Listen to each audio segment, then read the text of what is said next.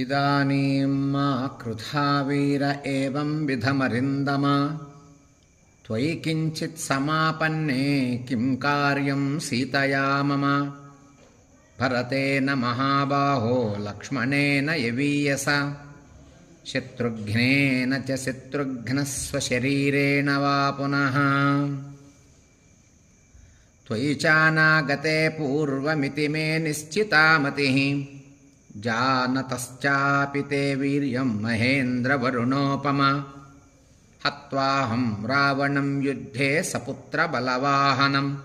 अभिषिच्य च लङ्कायां विभीषणमधापि च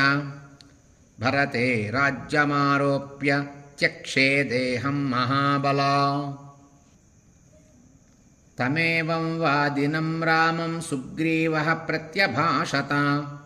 तव भार्यापहर्तारं दृष्ट्वा राघव रावणं मर्शयामि कथं वीर जानन् विक्रममात्मनः